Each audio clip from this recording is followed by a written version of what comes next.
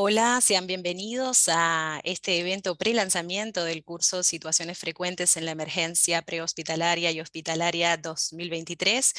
Un placer a todos aquellos que ya se vienen conectando a esta transmisión en vivo, que es la antesala del curso que iniciará el 19 de junio, perdón. Tenemos en compañía a un panel de expertas y invitadas conferencistas. Tenemos a la doctora Verónica Lerena, que es miembro de la coordinación académica del curso. Muy buenas tardes, doctora Verónica. Buenas tardes a todos. Bueno, es muy grato y muy placentero poder iniciar este curso que hemos trabajado arduamente en equipo con todos nuestros colegas de emergencia que participan, de otros servicios como Tamara, el de neurología, y con todo el personal de enfermería. Estamos seguros que va a ser un curso muy, muy bueno. Los temas son muy importantes y muy interesantes, y hemos hecho un esfuerzo importante para que podamos aprender todos. Les agradezco la participación y espero que disfruten y aprendan. Muchas gracias por esta introducción y las palabras de bienvenida a la doctora Verónica Lerena en nombre del Departamento de Emergencia del Hospital de Clínicas, de la Facultad de Medicina de la Universidad de la República, acá en Montevideo, Uruguay, desde donde estamos transmitiendo este evento pre-lanzamiento. Nos acompaña también la coordinadora por el perfil de enfermería, la licenciada Betina. Hola Betina, muy buenas tardes. Buenas tardes, ¿cómo están todos? Bueno, agradecerles a los profesionales que se han conectado, y que bueno, que tengan un buen recibimiento de los conocimientos que se van a brindar en este curso. Muchas gracias, Betina. Y nos acompañan las dos speakers invitadas. Tenemos a la doctora Tamara Méndez. Muy buenas tardes. Buenas tardes, es un gusto saludarlos y bueno, agradecer por la consideración para participar en este curso. Muchas gracias. Y también contamos con la participación de la licenciada Angelina Sosa, la otra conferencista invitada a este evento prelanzamiento. Muy buenas tardes. Buenas tardes, muchas gracias por tenernos en cuenta y bueno, estaremos trabajando como un equipo para ampliar los conocimientos como siempre. Muchas gracias. Excelente. Una de las características a resaltar antes de dar paso a la primera de las presentaciones es justamente ese valor interdisciplinario en concepción del equipo de emergencia desde la parte médica y de enfermería. A continuación, entonces, cedemos la palabra a la doctora Tamara Méndez para que comparta pantalla y comenzamos con la primera de las conferencias de la tarde de hoy. Gracias por acompañarnos. Les comento que tienen habilitado un chat para presentarse, cuéntenos desde dónde nos ven, y también tienen un chat habilitado para preguntas y respuestas que verán en sus pantallas. Por favor, a ver, vamos a mutear cámara y micrófono. Adelante, doctora Tamara. Perfecto, bueno.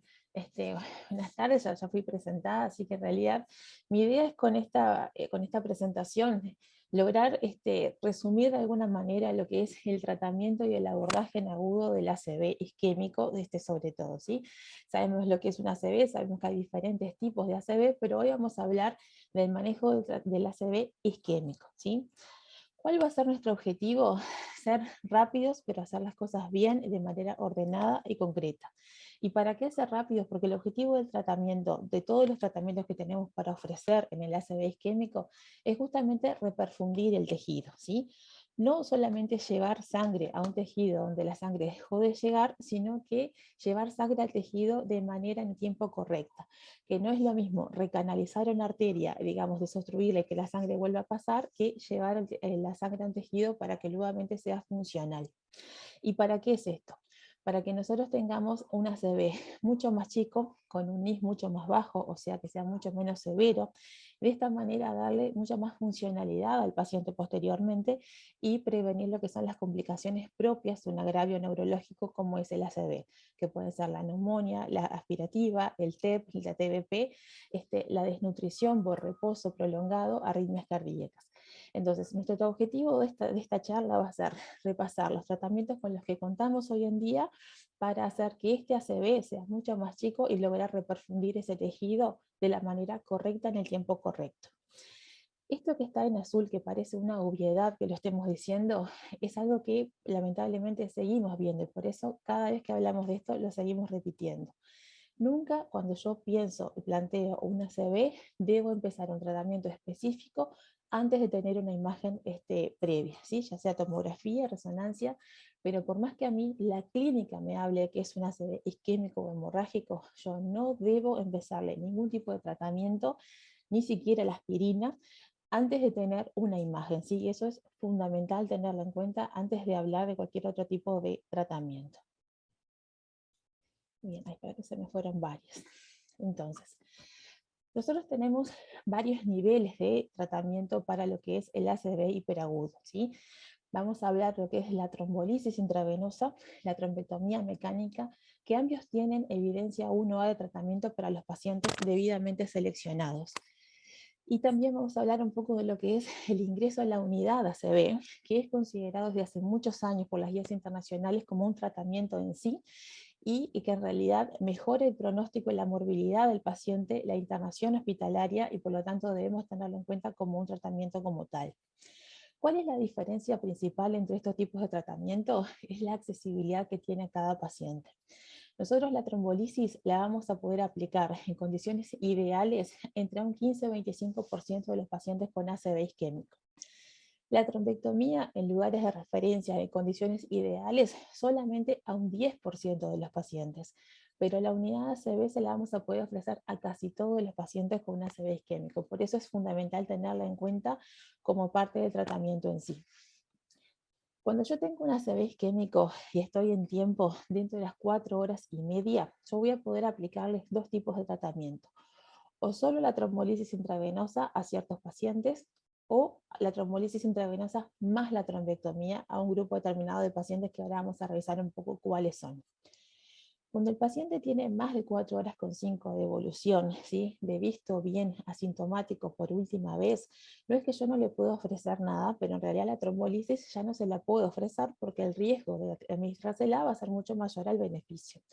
Pero sí puede ser un candidato a la trombectomía mecánica en un principio hasta las 6 horas. Hay, como vamos a ver después, hay estudios que muestran que este tratamiento se puede ofrecer más allá de las 6 horas, incluso hasta las 24 horas, pero en realidad para eso precisamos tecnología avanzada, por lo cual hasta hoy en día nosotros vamos a tomar en cuenta una ACV menor a 4,5 horas, tenemos que ver si es candidato a la trombolisis y la trombectomía. Y cuando se nos van de las 4,5 horas, puede ser que sea un candidato exclusivamente a la trombectomía mecánica, ¿sí? Todos estos pacientes, seguramente, más allá que los podamos trombolizar o trombectomizar, siempre tenemos que tener en cuenta que son candidatos al ingreso a la unidad ACV, que eso como tal es un tratamiento y mejora su pronóstico. Entonces, vamos a hablar un poco de lo que es la trombolisis intravenosa en sí, ¿sí? Hay muchos criterios de inclusión que están en todas las guías y que no vamos a repasar uno por uno en este momento. Pero sí acá hay algunos que me gustaría, porque tienen cierta discrepancia. Por ejemplo, ya dijimos que el ACV isquémico con tiempo de inicio de los síntomas conocido y menor a 4 horas con 5 de evolución es un candidato a la trombolisis sistémica, ¿sí? Antes, si el tiempo era desconocido o si era una ACV del despertar, ese paciente quedaba fuera de todo tipo de tratamiento. Hoy en día esa realidad es diferente. Y en los centros en los que nosotros contamos con una resonancia, podemos hacerle 3 secuencias, que con esas 3 secuencias podemos evaluar si el paciente tiene tejido rescatable o no tiene tejido rescatable, ¿sí? Entonces, si el paciente no sabemos cuándo fue visto asintomático por última vez, o es una ACV del despertar, no deja de ser un candidato al tratamiento si podemos ofrecerle una resonancia magnética que tenga una difusión, una ADC y un FLAR. ¿Por qué? Porque nosotros en esas secuencias vamos a permitir ver qué tejido está isquemiado y qué tejido está infartado. Y si hay un mismatch entre esas dos cosas y hay tejido rescatable, ese paciente, aunque nosotros no sepamos a qué hora pasó esto, es candidato al tratamiento, porque sabemos, como dijimos al principio, que tenemos tejido que rescatar, ¿sí? Siempre se habló que el déficit neurológico contabilizado por NIS, que después vamos a hablar un poco de lo que es el NIS, tiene que ser mayor o igual a 3, ¿sí? Y eso es algo que a mí siempre me interesa resaltar, porque el NIS es una escala muy buena que nosotros usamos muchísimo, y que nos sirve como comunicación entre colegas, y que sabemos que un NIS chico es una ACV leve, un NIS de 3 va a ser una ACV pequeña, un NIS de 20 va a ser una ACV grande. Pero también hay que tomar la calidad del NIS, porque si nosotros un NIS de 3 está dado por una fascia, ¿sí? O un NIS de 3 está dado por una plegia de la mano de un paciente que es joven y que trabaja con sus manos, por más que el NIS sea bajo, le va a limitar la vida. Entonces, ese paciente, por más que tenga un NIS bajo, es candidato al tratamiento, ¿sí? Entonces, el NIS de 3, más que algo numérico, tenemos que hacer algo cuantitativo y ver cuánto limita esta ACV a este paciente. Tenemos que tener sí o sí una tomografía sin evidencia de hemorragia cerebral, y si pensamos en trombectomía mecánica, una angiotomografía. El tema de la aceptación del paciente, recordemos que este es un tratamiento 1A que tiene la total indicación cuando los criterios se cumplen, y que nosotros podemos estar en falta por omitir su tratamiento más que por hacerlo sin tener el consentimiento informado, ¿sí?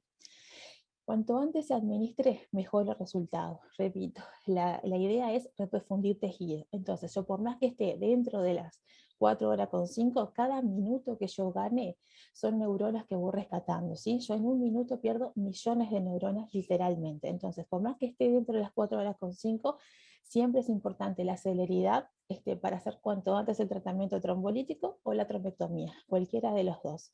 En ese momento no es momento de pensar si tiene un FA, si no tiene, eso lo veo después, ¿sí? En este momento y antes de las 4 horas con 5 tengo que ser muy precoz con el tratamiento. ¿Qué drogas utilizamos? En realidad, la única droga que está aprobada por la FDA y la EMA para la trombolisis es el Alteplase, ¿sí? El RTPA, que nosotros lo usamos a una dosis de 0,9 miligramos kilo, que después la licenciada va a explicarles un poco cómo es que se administra bien. Y es el que usamos hasta ahora en la mayoría de los lugares. Desde hace unos años, y sobre todo en el 2001 se hizo la última revisión, apareció un nuevo fármaco que en realidad ya estaba siendo usado por cardiología, que es el Tenecteplase, y que hasta ahora ha demostrado ser no inferior que el Alteplase.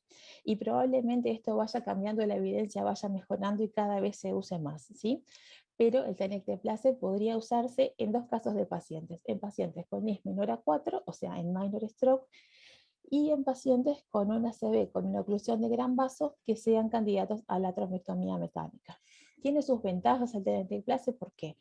Como vamos a ver, el Alteplase, que es el que usamos hasta ahora y el que estamos acostumbrados, que se administra 0,9 miligramos kilo, tenemos que hacer una infusión de un bolo del 10% en un minuto y una infusión de 60 minutos posteriormente, ¿sí?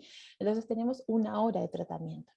El Tenecteplase no tiene que hacer eso, en realidad es una dosis única de 0,25 miligramos kilo, que facilitaría de alguna manera en los pacientes que van a ser posteriormente candidatos a la trombectomía, ¿sí? Hoy tiene estudios que hablan de la no inferioridad, ¿sí? Pero el único aprobado hasta ahora por la FDA es el RTPA, pero seguramente cada vez estemos más en contacto con el Tenecteplase. ¿Qué estudios preciso yo para hacer la trombolisis? Lo único que yo preciso es un hemoglucotest para descartar que no sea un MIMIC y que no esté frente a una hipoglicemia, y una tomografía de cráneo sin contraste que me descarte la hemorragia, ¿sí? Eso para la trombolisis. Si yo estoy en un lugar y puedo hacer, y pienso que es un paciente candidato a la trombectomía, ya esa tomografía también le agrego una angiotomografía desde el callado aórtico y los vasos encefálicos, porque ahí es donde yo voy a poder evidenciar oclusión de gran vaso, ¿sí? El stop NM1 famoso. Pero para trombolizar yo solamente preciso una tomografía y un hemoglucotest. El manejo de la presión arterial es fundamental, sí, en realidad solamente mencionar que uno de los criterios de exclusión relativos es el mal manejo de la presión arterial. Yo quiero tener un paciente que tenga una PA de menos 185-105. Por lo cual, para eso voy a poder usar el labetalol, ¿sí? Que es un beta bloqueante que lo puedo usar intravenoso, que es titulable, que tiene acción rápida, y al ser titulable, yo cuando llego a mi objetivo lo puedo detener. Yo no quiero hipoperfundir al paciente, solamente quiero tener una presión de menos 185-105, y para eso puedo usar el labetalol. Puedo usar hasta 40 miligramos de labetalol, que son 2 ampollas. Si yo hice 40 miligramos de labetalol y mi PA sigue siendo mayor a 185-105, ese paciente tiene mucho riesgo de sangrado si yo lo trombolizo, por lo cual lo voy a excluir. Lo que no quiere decir que si tiene los criterios lo pueda trombectomizar, ¿sí? Pero el manejo de la presión arterial perinfarto cerebral es súper importante. Al igual que la glicemia.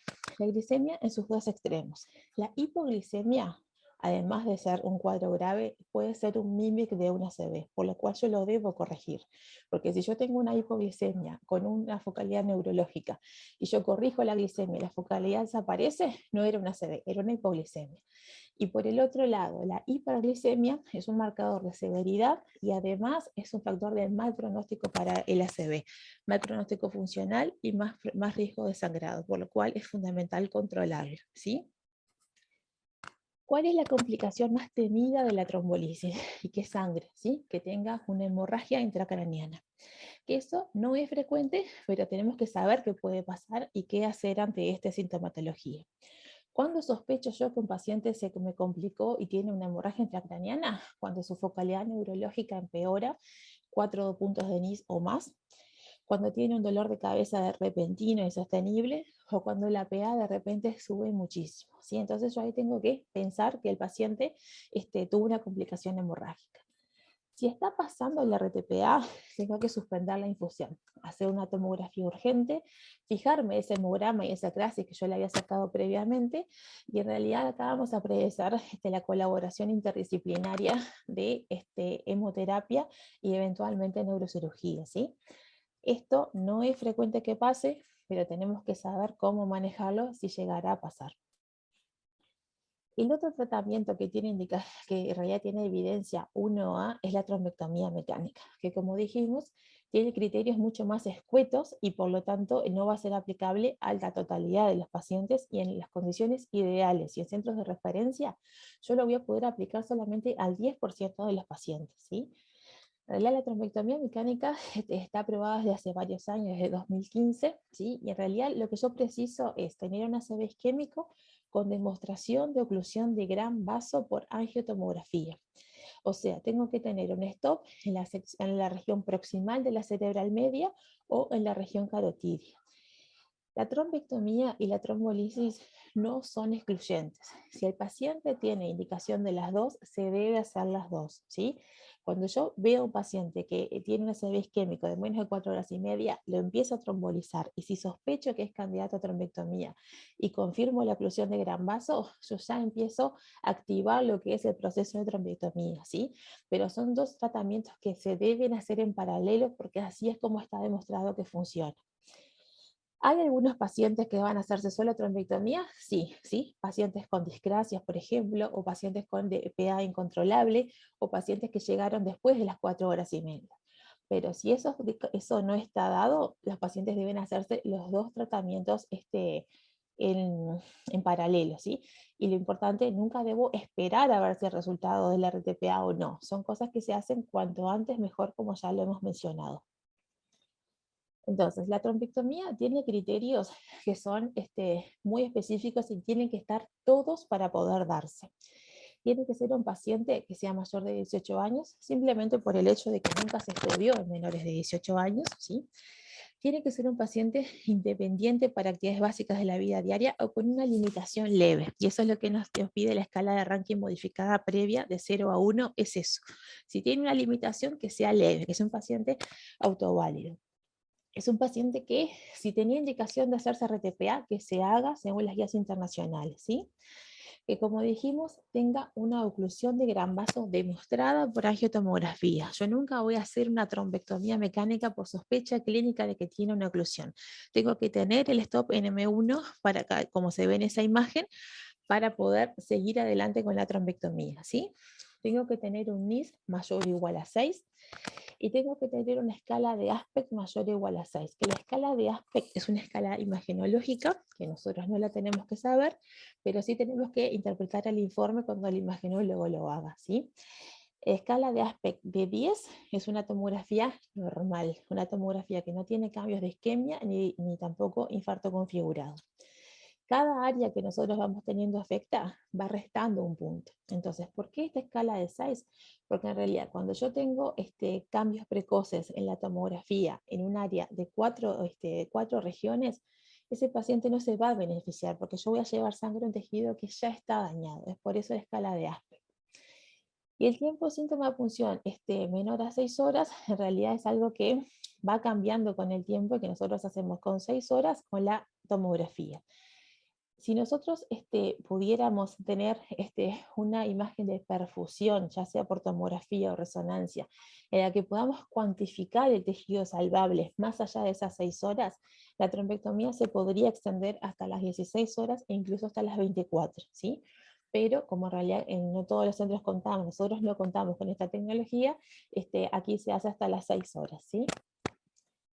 Estas son las imágenes que yo les decía del aspecto. En realidad esto lo hace el imagenólogo solamente para que sepan que existe y que es, ¿sí? En realidad el territorio de la cerebral media se divide en 10 porciones y si cada porción afecta se va restando y eso es lo que nos lleva a un aspecto de 6. El paciente tiene que cumplir con todos estos criterios para poder ser candidato a la trombectomía.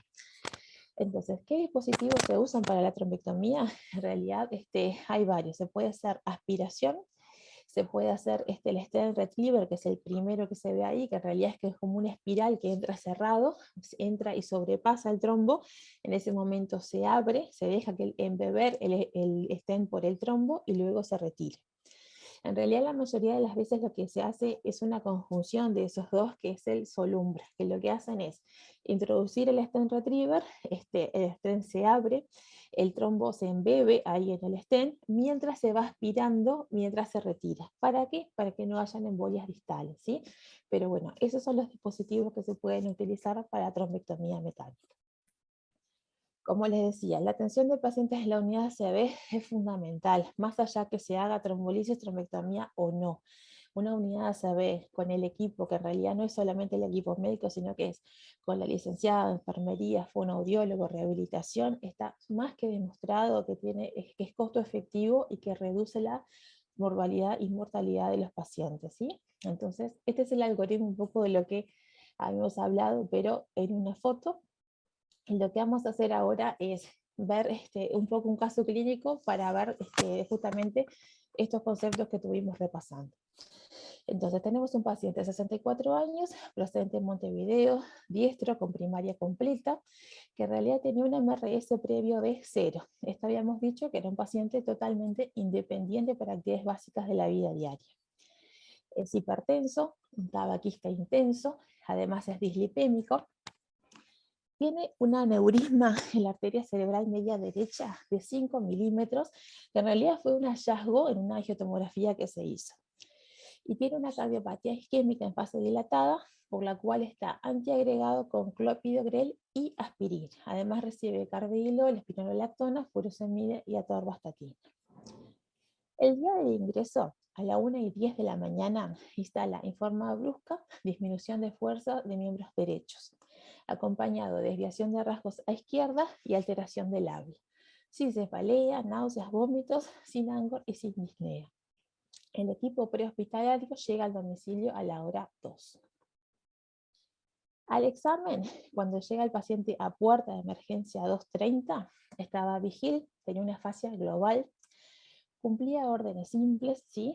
Tenía una desviación oculocefálica a izquierda, el guiño de la amenaza abolida izquierda, lo cual me habla de una hemianopsia, ¿sí? Tenía un corneano abolido a derecha, lo cual me habla de una hipoestesia de la cara, una parálisis facial derecha, una disartria. El hemicuervo derecho estaba hipotónico, pléjico, con los reflejos vivos y tenía Babinski. Y además tenía a derecha una hipoestesia superpuesta. Cuando le calcularon la escala de NIS, en realidad le presentaba una CB grave, una CB con un NIS de 21, ¿sí?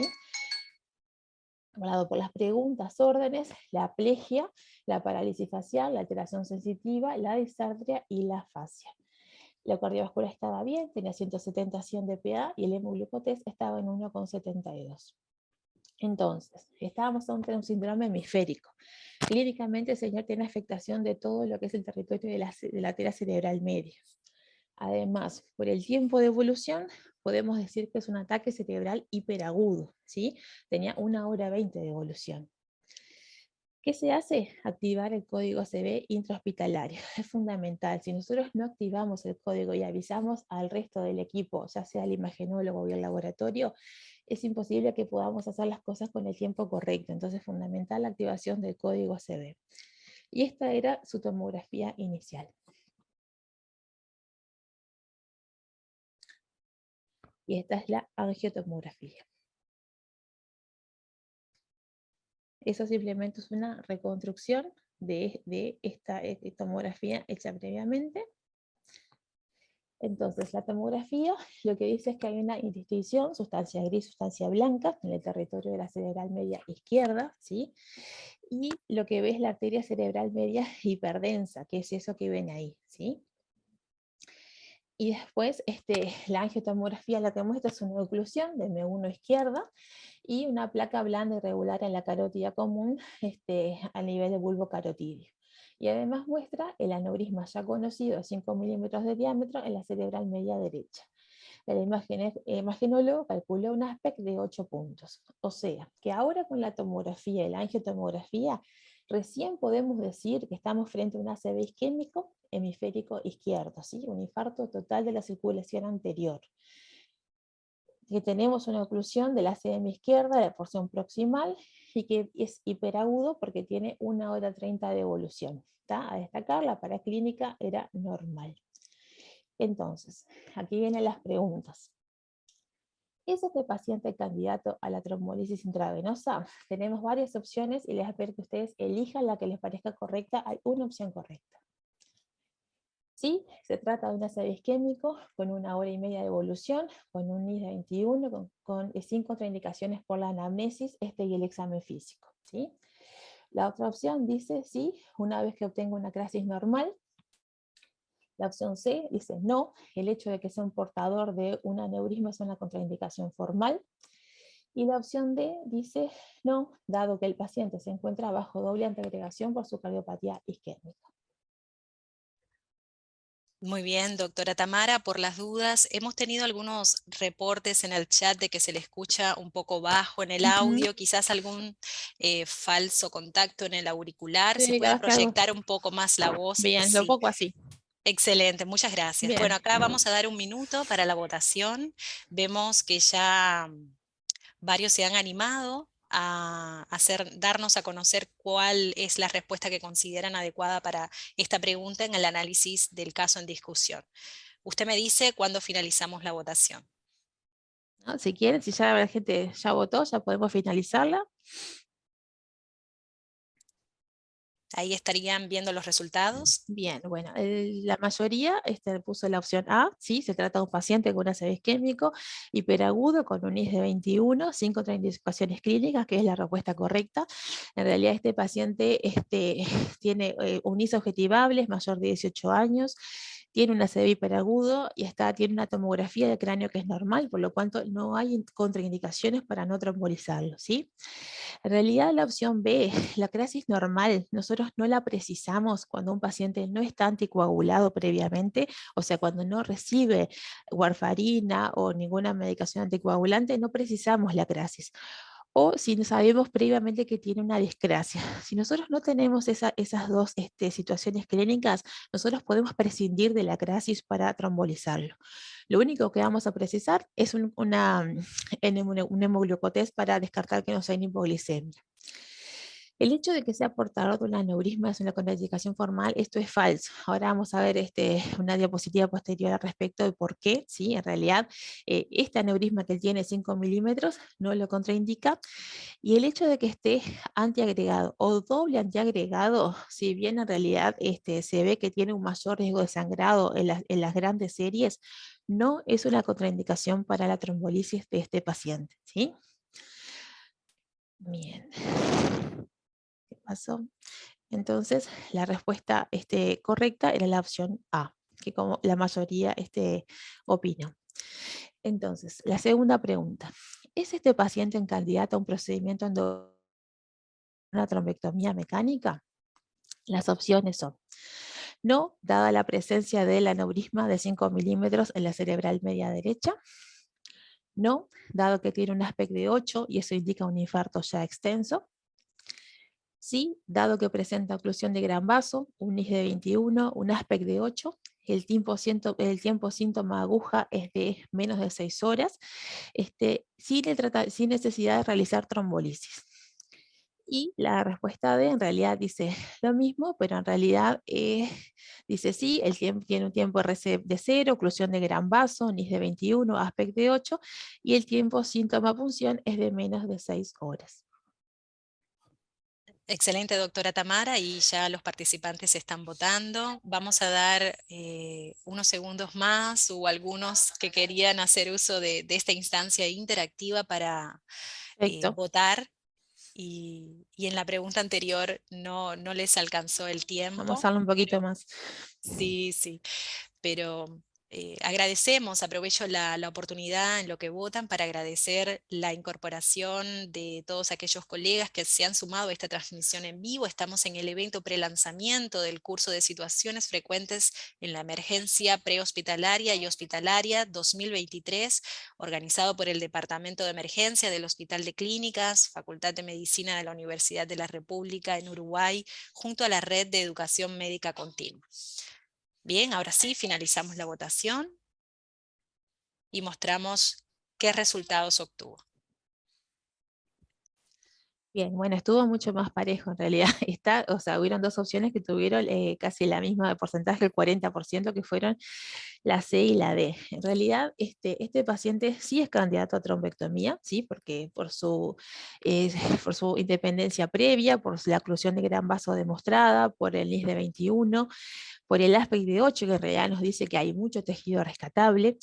Y este paciente es candidato a trombolisis en forma paralela, ¿sí? ¿Se acuerdan que eso fue una de las cosas que remarcamos? Cuando el paciente es candidato a trombolisis, se debe hacer más allá de que inmediatamente o en forma paralela también nosotros activemos lo que es la trombectomía mecánica. A este paciente no hay razón por la cual no hacerle trombolisis y está demostrado en realidad que son los dos tratamientos en simultáneo, funcionan mucho más que la trombectomía por sí sola. Entonces, en realidad quedan solamente dos diapos, que en realidad la D sería la opción correcta en este caso, ¿sí? Este paciente sí habría que hacerle trombolisis. Y más allá de esto, quería aclarar unos puntos claves justamente de las preguntas. El código CB debe ser activado desde el equipo prehospitalario para que todo esto se dé en forma adecuada y con el menor tiempo posible. Es fundamental eso. Si nosotros llegamos con la móvil a un lugar donde no están esperando la CB, todo va a demorar más. Y tiempo son neuronas que yo pierdo. Si el paciente tiene criterios de inclusión para la trombolisis y no presenta antecedentes de coagulopatías, de estar consumiendo anticoagulantes y además no hay sangrados evidentes en la clínica, no tengo por qué esperar la paraclínica sanguínea para el inicio de la RTPA, ¿sí? Los pacientes elegibles para RTPA intravenoso deben ser trombolizados, aún así sea considerado para una terapia endovascular, no son terapias excluyentes. Y con respecto al aneurisma, en realidad durante años se dijo aneurisma contraindicación, ¿sí? Pero en realidad se ve que cuando el paciente tiene un aneurisma grado 0, o sea, no roto, y tiene un diámetro menor a 10 milímetros, en realidad no es una contraindicación para el tratamiento. Otro es el caso si yo sospecho que ese aneurisma se rompió. Ese paciente es otro paciente que no es candidato a ninguno de estos tratamientos, pero solo con el antecedente de tener un aneurisma no roto que mide menos de 10 milímetros, no lo deja fuera de ser candidato a este tratamiento, ¿sí? Aneurismas mayores, sí, por supuesto, tienen mayor riesgo de complicarse. Bueno, muchísimas gracias y bueno, quedo abierta a las posibles dudas o planteos que se hagan al respecto. Muchas gracias por esta excelente presentación, doctora Tamara. Damos a continuación la palabra inmediatamente a la licenciada en enfermería, la especialista Angelina Sosa, para la segunda conferencia de este evento. Si puede usted dejar de compartir, doctora Tamara, de compartir pantalla. Perfecto, ahí Angelina, usted ya puede compartir su presentación.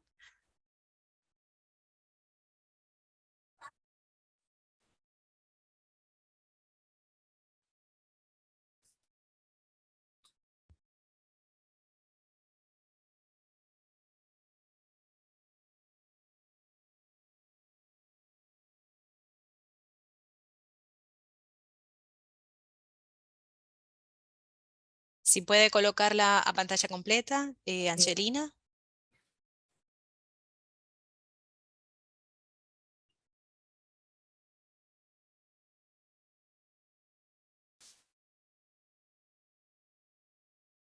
Cuando usted esté lista, adelante.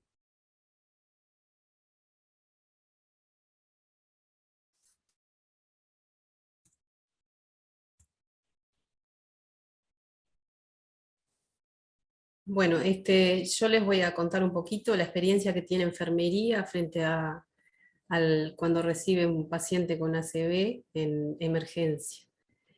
Se va a complementar con la presentación de la doctora Tamara porque evidentemente el tratamiento es el mismo.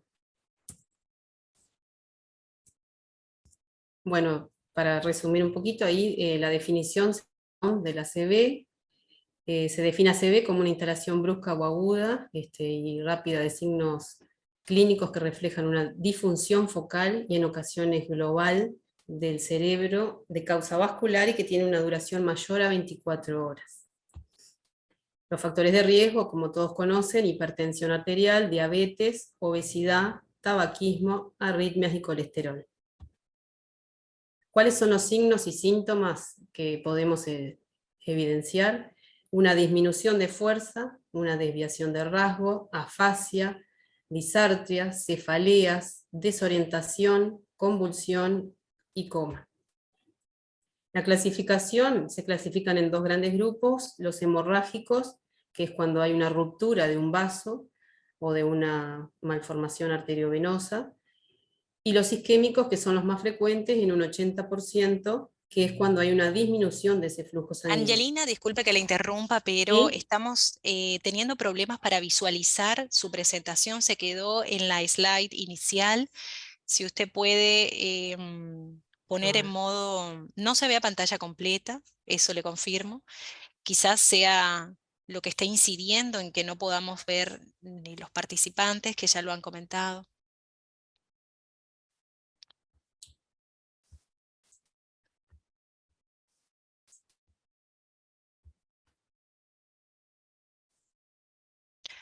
¿Quiere probar dejar de compartir pantalla y volver a realizar el proceso? A ver ahí. No, no hubo modificación. Lo mejor sería que deje de compartir pantalla, licenciada Angelina, y vuelva a realizar el proceso.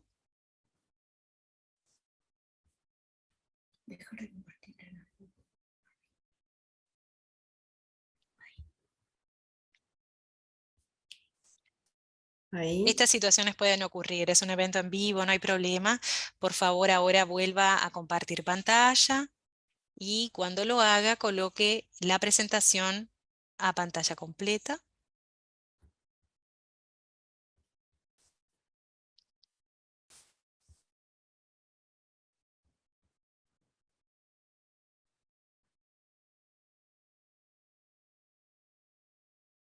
Excelente, ahora sí. Ahí sí. Bueno, lo dejo a su criterio, no sé si quiere retomar las primeras slides, no las pudo ver la audiencia. La dejo con la palabra. Retomo desde los factores de riesgo por las dudas. Hipertensión, diabetes, obesidad, tabaquismo, arritmia y colesterol. Los signos y síntomas que podemos presentar son una disminución de fuerza, una desviación de rasgo, afasia o disartria, cefalea, una desorientación puede presentar el paciente, convulsión y hasta llegar a un coma. La clasificación se clasifican en dos grandes grupos, hemorrágicos e isquémicos. Los hemorrágicos son cuando hay una ruptura de un vaso o de una malformación arteriovenosa, y los isquémicos, que son los más frecuentes, en un 80%, es por una disminución en el flujo de ese vaso. Bueno, tenemos tres pilares fundamentales en el tratamiento del ACV isquémico. Las unidades de ACV, que en el Hospital de Clínicas en el 2010 fue la primera trombólisis que se realizó. Después tenemos la trombólisis intravenosa, con un reactivador tisular del recombinante del plasminógeno, que es el pilar fundamental en el tratamiento del ACV isquémico. Y por tercer punto es la trombectomía mecánica, que en realidad hay una ventana de más o menos 6 horas de evolución para poder realizarlo. Desde el 2021, el Fondo Nacional de Recursos financia y está dentro de los criterios y cumple. Bueno, los objetivos que nos planteamos nosotros es sistematizar y difundir las intervenciones de enfermería en los pacientes trombolizados en el departamento de emergencia del Hospital de Clínicas. Objetivos específicos: minimizar los tiempos de asistencia en los pacientes con diagnósticos de ACV, realizar cuidados e intervenciones seguras y eficaces en los pacientes, conociendo la importancia del tiempo en esos ACV, y más en los isquémicos realmente. El código ACV se considera como una emergencia neurológica y tiene fases. La primera fase es la activación de ese código, que se activa a nivel extrahospitalario cuando es detectado ese paciente con esos síntomas probables de ACV. Una coordinación eficiente con el especialista y el rápido traslado es de vital importancia para minimizar esos daños y acceder a un tratamiento precoz para poder mejorar ese pronóstico. Y se debe garantizar una coordinación con el servicio de imagenología para minimizar los tiempos. La segunda fase es la recepción de ese paciente cuando llega al servicio de emergencia. Ese paciente es pasado a una camilla en la cual se va a colocar la cabecera a 30 grados y la cabeza alineada para poder favorecer ese retorno y para evitar la compresión de los vasos a nivel de cuello. Se debe monitorizar signos vitales, control de presión arterial, frecuencia cardíaca, respiratoria y una buena saturación de oxígeno. Se realiza un hemoglucotest, como la glicemia capilar. Después se toma temperatura axilar, una valoración utilizando el ABCD, y se colocan 2 vías de grueso calibre. Se deja una de exclusivo uso para la administración del fármaco, y se extrae sangre ya para un hemograma de anacrasis. Se tratan de evitar maniobras invasivas, como colocación de sondas nasogástricas y sondas vesicales por el riesgo de sangrado. Luego es una anamnesis por parte de neurólogo y que aplican la escala de NITS, y el traslado seguro y rápido de ese paciente al tomógrafo. Esta es la escala de NITS que utiliza el neurólogo, donde valoran varios ítems. Esta es la escala de Glasgow, que habitualmente utiliza enfermería, es la que estamos más familiarizados. Y bueno, y hay criterios de inclusión y de exclusión para estos pacientes. El inicio de síntomas dentro de los de inclusión tienen que estar dentro de las 4 horas y media. La escala de NITS realizada por el neurólogo tiene que dar mayor a o igual a 3. La escala de Glasgow debe ser mayor a 8. Esos síntomas neurológicos deben estar persistentes. Y la TAC tiene que estar sin evidencia de una hemorragia cerebral. Es de vital importancia también la aceptación por parte de ese paciente o familiar mediante la firma del consentimiento informado. Los criterios de exclusión son cuando hay un horario de inicio de esos síntomas desconocidos. Es ese paciente que se acostó y se despertó con esos síntomas y bueno, se desconoce exactamente el inicio de esos síntomas. Un NITS mayor a 25 o en coma, una presión arterial sistólica mayor a 185, que sea también difícil de corregir, una hemodinamia inestable, una glicemia menor a 50 miligramos decilitro o una mayor a 4 miligramos decilitro, una evidencia de sangrado activo, cirugías previas o punciones recientes, que ese paciente esté anticoagulado, que se sepa que está anticoagulado, y que la edad sea menor a 18 o mayor a 80, pero últimamente depende mucho del criterio de la clínica de ese paciente. En el caso que se descarte por una imagen tomográfica y los criterios de inclusión, que sea de causa hemorrágica, cuando sea descartado todo eso, ahí dará inicio a la acción terapéutica. como ya dijo la colega Tamara, el fármaco de excelencia es la RTPA, que es un activador tisular del plasminógeno recombinante, que lo que va a hacer es la ruptura de ese coágulo, va a ser es una proteína proteolítica, lo que hace es rompe el coágulo, y ese fármaco se administra por vía intravenosa. Se realiza un cálculo, dependiendo de los kilos de ese paciente, por 0.9 miligramos. El 10% de ese resultado se va a pasar en bolo en 1 minuto, y el resto va a pasar en una bomba de infusión continua en 60 minutos. Acá, bueno, un ejemplo más o menos, un paciente que pesa 70 kilos, se calcula por 0.9 miligramos, dando como resultado 63 miligramos, que equivalen a los 63 mililitros de ese fármaco. El 10%, ese 6.3 mililitros, se va a realizar en 1 minuto, y el resto en bomba de infusión en 60 minutos. Es de vital también que esa medicación pase totalmente. Nos tenemos que asegurar de que ese fármaco pase toda la medicación. Entonces, a continuación se ceba con un suerito fisiológico para tratar de empujar toda la medicación. Bueno, ahí le muestro un poquito la preparación de la medicación, como siempre, un lavado de manos correcto, colocación de guantes, y la caja trae 2 frascos, uno con un soluto y un solvente, y una cánula de transferencia. Es muy importante que cuando vamos a preparar esa medicación no se agite enérgicamente, es solamente con movimientos circulares o lentos, es para mezclar la solución. Las acciones de enfermería y una valoración continua será de vital importancia para detectar complicaciones, ya que presenta un alto riesgo de hemorragia esta medicación. En caso de que el paciente deprima a nivel de conciencia, se debe suspender inmediatamente la administración de ese fármaco. Es importante registrar cada 15 minutos los signos vitales y la conciencia durante la administración del fármaco y hasta 2 horas luego de finalizada la misma. Bueno, ahora les voy a contar un caso en realidad de experiencia recientemente que recibimos en la emergencia, y más que nada como para la parte de enfermería, el manejo, y también ver cómo esta paciente, por más que presentó factores de riesgo y complicaciones, el final fue muy lindo.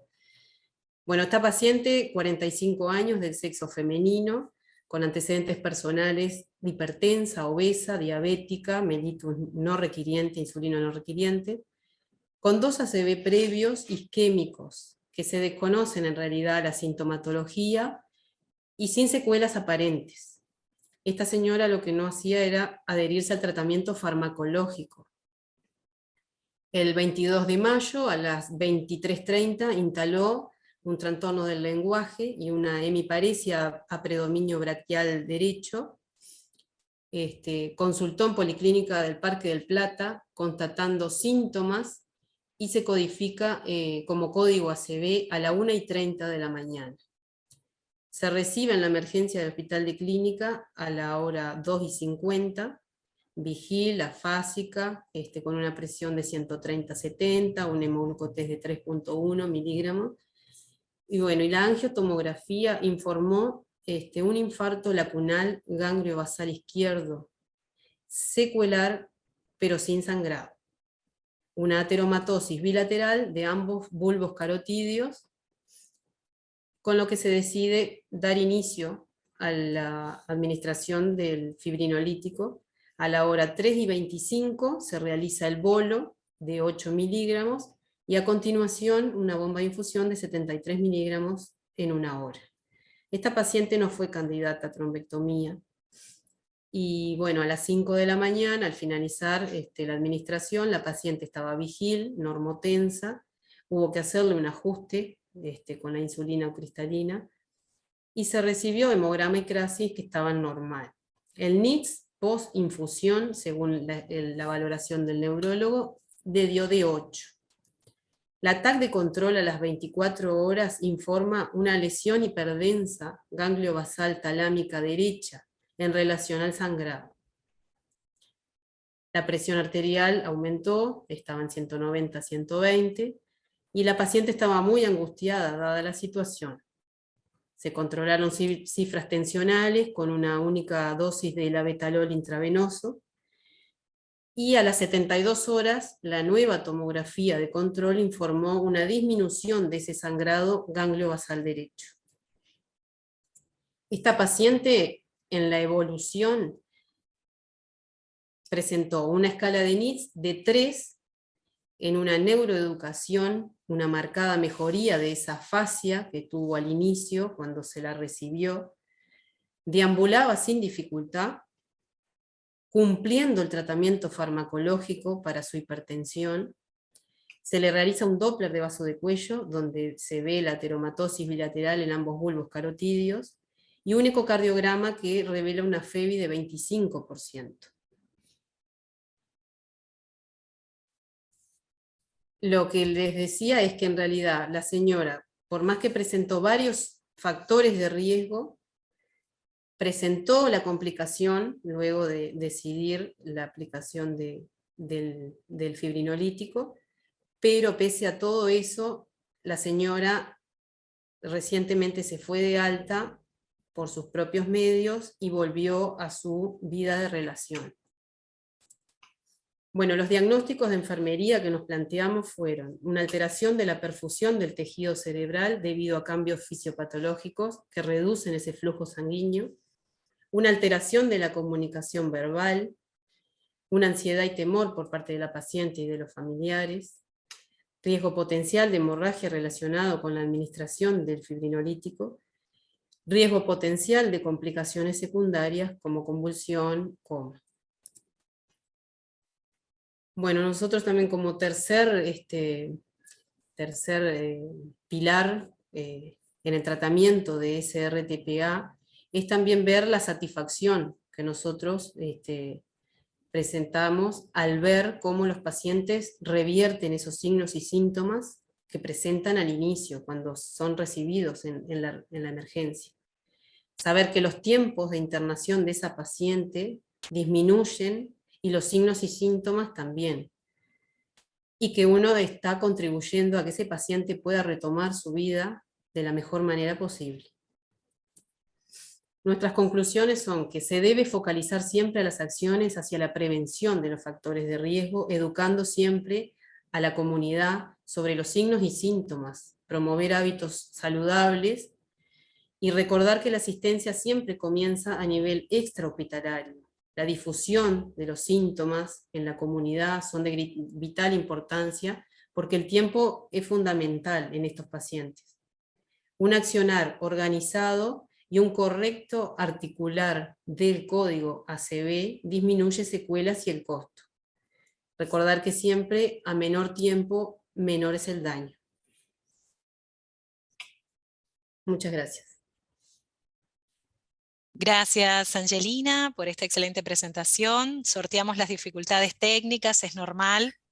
Cualquier Sí. evento en vivo puede tener instancias de este tipo. Bueno, si deja de compartir pantalla, Angelina, le agradezco mucho, excelente. Ahí hemos tenido ya varias preguntas aportadas por los participantes. Cedo la palabra a la doctora Lerena para que modere esta sección de preguntas y devoluciones. Bueno, muchas gracias. Sí, en realidad saqué algunas preguntas del chat que me parecieron interesantes, y sobre todo poderlas recalcar con Tamara, porque muchas de ellas fueron enunciadas por Tamara, pero me gustaría que recalcar esos conceptos. La primera que voy a formular es una participante que pregunta por qué no se puede, o si hay algún tipo de manejo inicial en la policlínica del accidente vascular. Me da a entender como que si se podría hacer algo de tratamiento en la policlínica. Tamara, te cedo a ti, porque tú lo recalcaste muy bien en la presentación, que aprovecho a felicitarte, igual que a Gracias, Angelina. Belén. Muy bueno.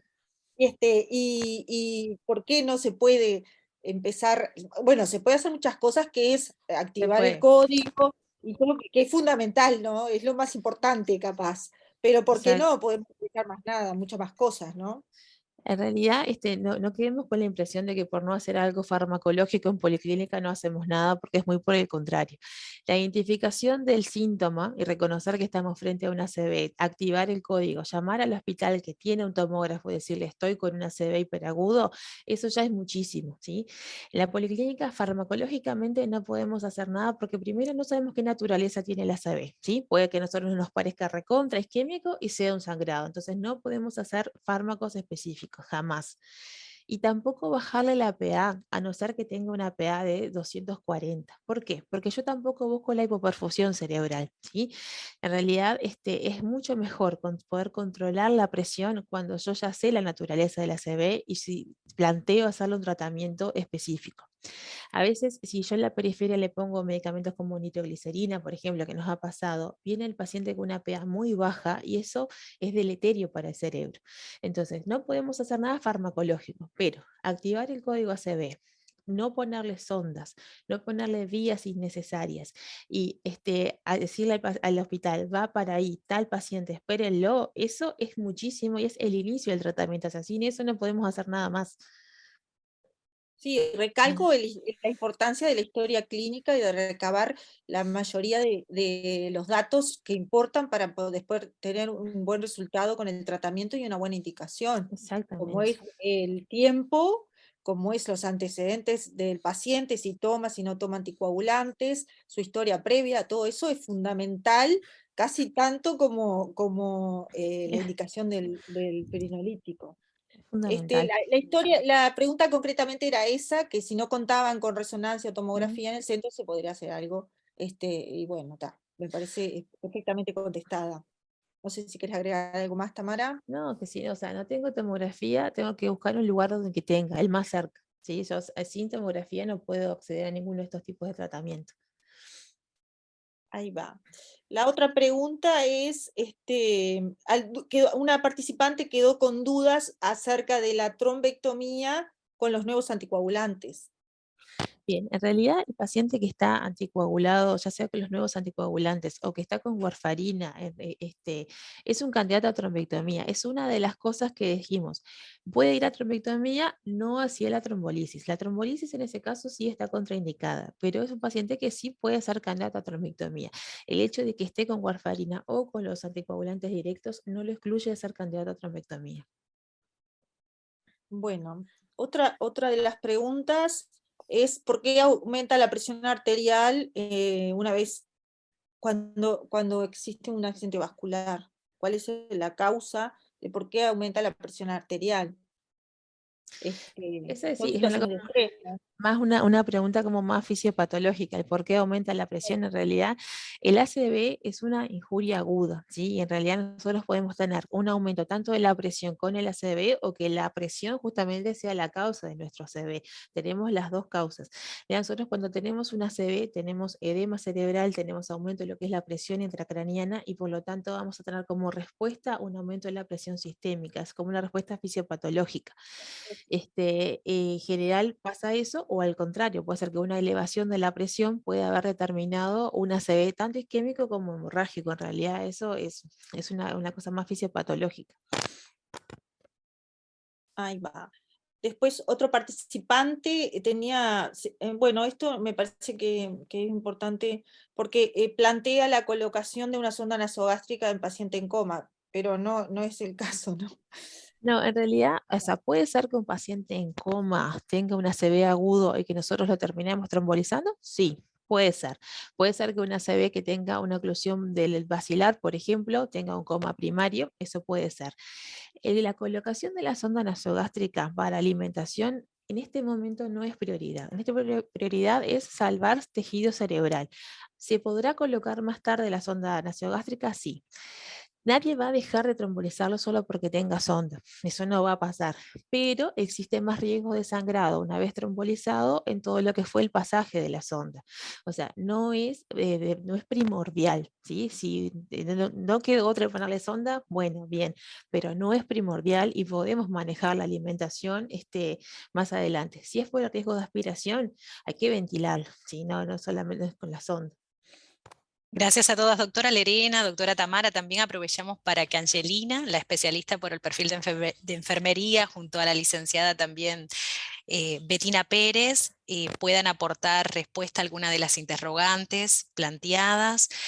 Betina, no sé si usted tuvo la oportunidad de seleccionar alguna. En el chat había una de las interrogantes para Angelina, que un participante consultaba si no se valora colocación de sonda nasogástrica a paciente en estado de coma para evitar broncoaspiración, por ejemplo. Y fue lo que más o menos dijo Tamara, en realidad. Ah, Se trata de evitar todo lo que sea procedimiento invasivo, porque en realidad es el riesgo de sangrado que va a presentar sobre toda esa área traumatizada.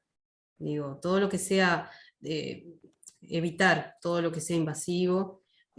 Claro que si el paciente presenta vómitos o algo y está, digo, se va priorizando porque también vienen las complicaciones luego de esas neumonias aspirativas, y digo, pero siempre está la prioridad de salvaguardar, evitando traumatizar a ese paciente innecesariamente.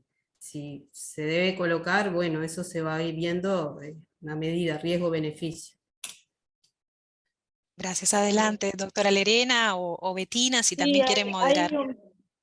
perdón, hay un par de preguntas que me parece bueno aclarar, que son dos participantes distintos, que una debemos de antiagregar y anticoagular antes de la realización de trombolisis, y después viene por lo mismo, si no hay cómo iniciar tratamiento de trombolisis o trombectomía, se puede iniciar antiagregación o doble antiagregación cuando está indicada.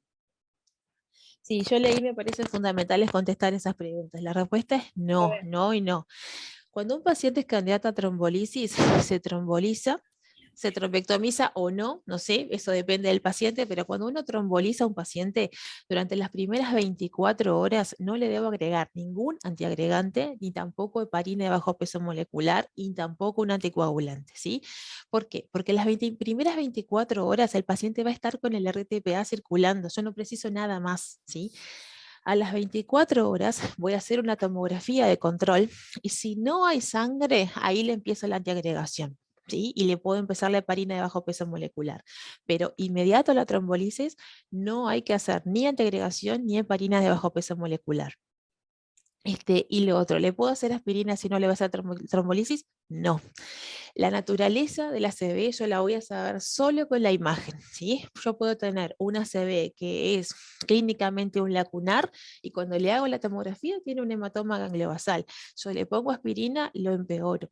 Yo, aunque no tenga tomografía, aunque no pueda hacer nada de trombolisis ni trombectomía, estoy en, no sé, en calamuchita, siempre decimos acá, y no voy a hacer nada, espero la tomografía para empezarle la aspirina. Si no, le puedo estar causando un daño al paciente. ¿Sí? Es un daño por en realidad estar antiagregando a un paciente que sangró. Sí, tu primer diapositiva recalcaba muy bien eso. Sin tomografía, nada. Nada, nada. Sin tomografía, nada. Bueno, no sé si hay alguna otra, no Sí, encuentro otra. no, nos pasamos del tiempo previsto, pero no queríamos desaprovechar la oportunidad de tener un ida y vuelta con los participantes que hasta esta hora ya nos acompañan casi 800 personas. Agradecemos a todos desde todo el Uruguay, incluso fuera, extrafronteras. Betina, no sé si por la parte de enfermería, a partir de algunas de las preguntas, quisieran hacer alguna devolución para que los conceptos queden claros, que no quede ninguna duda acerca de las interrogantes más frecuentes. No, creo que las interrogantes que plantearon ya fueron contestadas por Angelina y por la doctora Tamara. Y bueno, agradecerles a los que todavía siguen participando en la conferencia. Y bueno, los esperamos para las próximas. Excelente. Antes de Entonces, cortar, nos gustaría compartirles brevemente a través de la moderación por el chat a lo largo del evento. Hemos estado compartiendo la dirección, el link de la web de registro del curso, donde pueden encontrar mayor información. Es esta que estoy compartiendo en sus pantallas. Es importante precisarles que el curso Situaciones frecuentes en la emergencia prehospitalaria y hospitalaria 2023 comenzará el 19 de julio. Es un curso enteramente online que aporta un certificado verificable con un valor curricular de 30 horas y que es avalado en Uruguay por el Ministerio de Salud Pública, lo cual constará también en la certificación. Importante este enfoque que hemos resaltado y que quedó visto a través de las conferencias que se abordarán las temáticas no, desde el punto de vista médico, quirúrgico y también desde el perfil de enfermería, con ese criterio de interdisciplinariedad. Es dirigido, por tanto a médicos como a profesionales en enfermería y a demás integrantes de los equipos de salud que asisten al paciente en la emergencia, tanto prehospitalaria como hospitalaria. Queríamos compartirles algunas de las propuestas dentro de los módulos académicos que integran el programa del curso.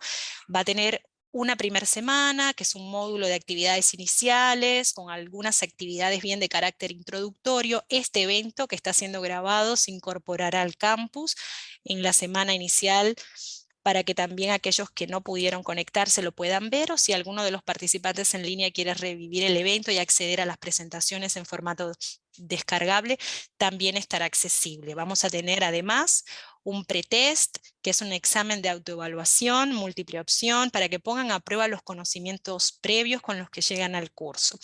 El segundo módulo del programa sería el primero de contenidos puro académico.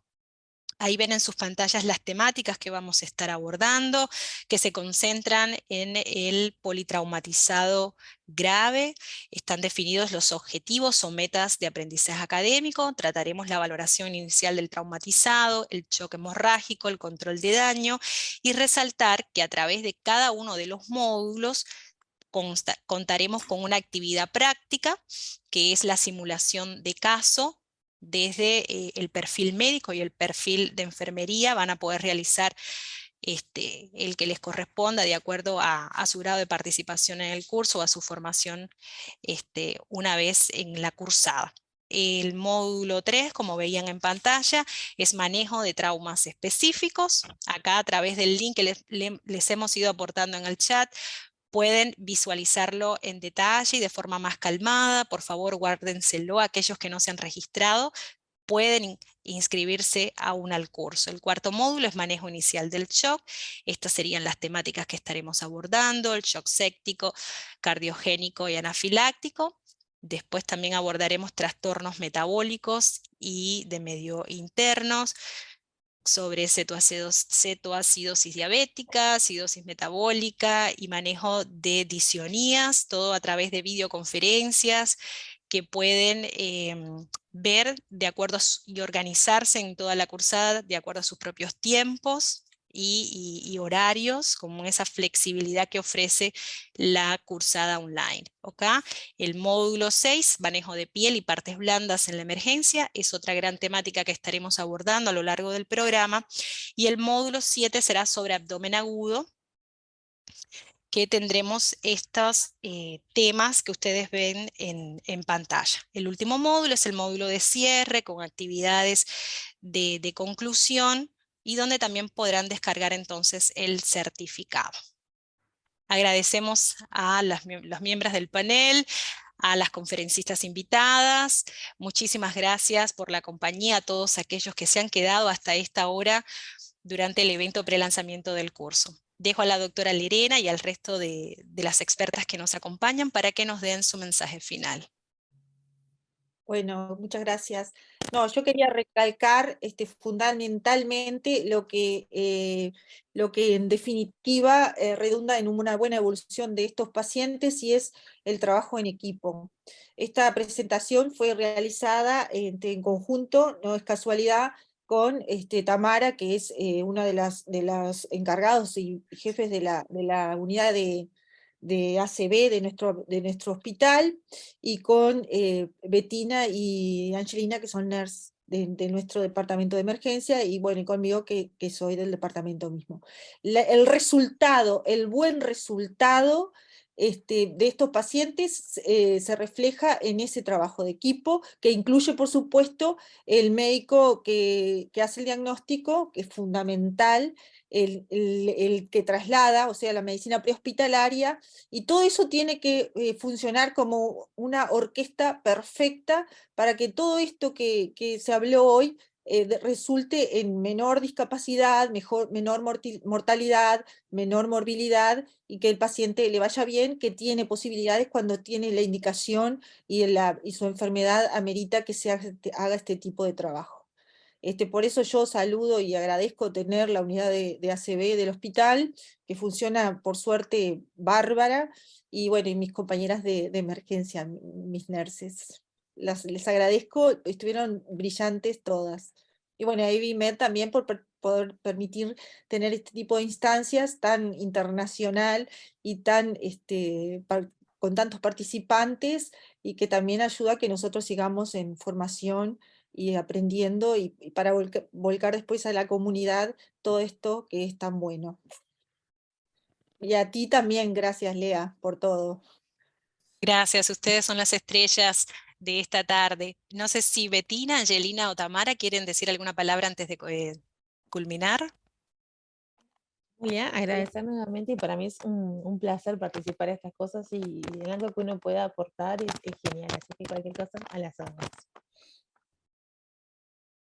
Y nada, desde el lado nuestro, bueno, agradecer nuevamente la oportunidad, y como dijo la doctora Lerena, que el trabajo en equipo es fundamental para este tipo de pacientes, porque si no se articula bien desde el extrahospitalario, el paciente no puede tener una coordinación acorde, porque depende de nosotros, y el tiempo es fundamental para ellos. Y bueno, nada, y animar a todos los que están en duda de hacer el curso, que bueno, que se animen y se inscriban. Bueno, muchas gracias Excelente. por la oportunidad. Bueno, hasta un próximo encuentro. Gracias. Bueno, Gracias. chau, saludos. Chau, chau.